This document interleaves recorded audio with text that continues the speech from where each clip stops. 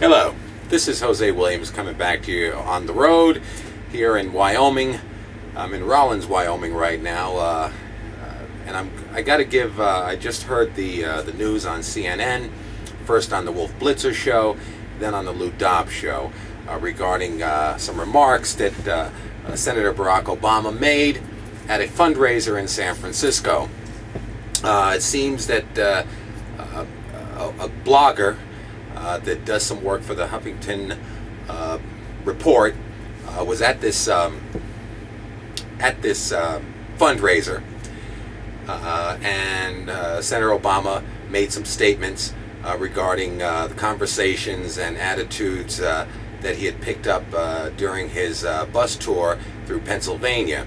One, I want to make a point that this blogger that was on the Lou Dobbs show with Kitty Pilgrim, hosting this particular show, stated that the fundraiser in San Francisco area was attended by nurses, doctors, regular people like myself that have contributed to the Obama campaign and had continually contributed, as I have, to the max out point of $2,300. It was not an elitist group. So Kitty Pilgrim, get your information straight, especially when you're talking to the person, when your interviewee tells you that, instead of twisting it when you move on in your report.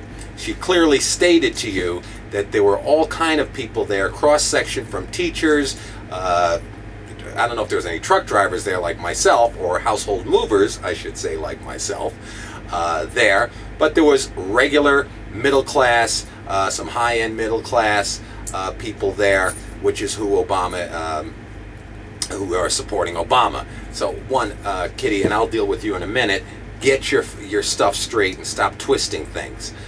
So anyway, Mr. Obama had made a statement that he felt that some of the people in Pennsylvania were bitter over jobs that have left the state due to NAFTA, and things that were basically promised to the people of Pennsylvania and just hard-working people like myself. As you may notice in some of my other web blogs, I'm wearing a suit. Well, I'm not wearing a suit right now because I am blue collar.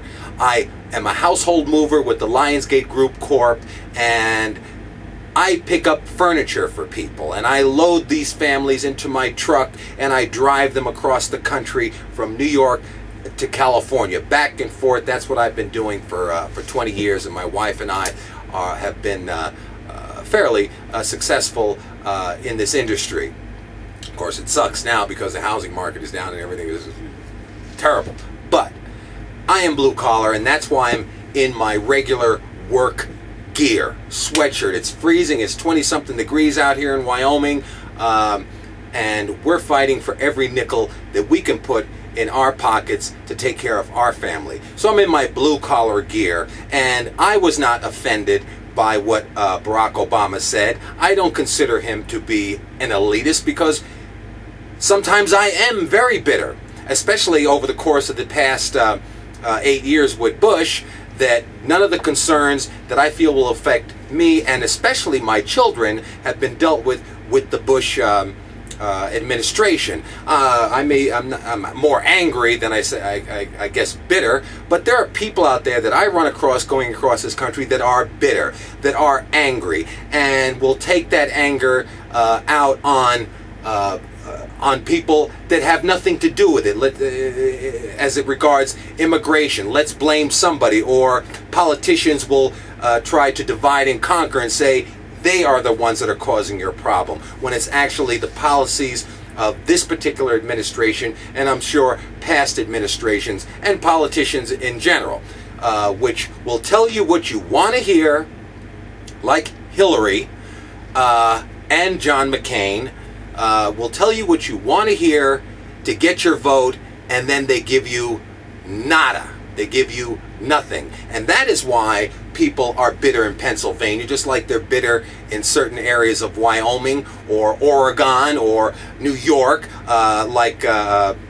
because you vote for these people and they get in and they don't help you. So I am not offended by what he said. What Barack Obama spoke was the truth. And thank you, Senator Obama, for speaking the truth. There was no malice in what Barack Obama said, but yet on Wolf Blitzer's show, which I'm a big fan of Wolf Blitzer, Gloria Brozier, I'm sorry, Gloria, if I say your last name wrong, but Gloria Brozier and Jack Cafferty, a fellow New Yorker, and Jeffrey Toobin gave a more accurate description of the statements by Barack Obama, or a more accurate interpretation of the discussion that Barack Obama had with his supporters.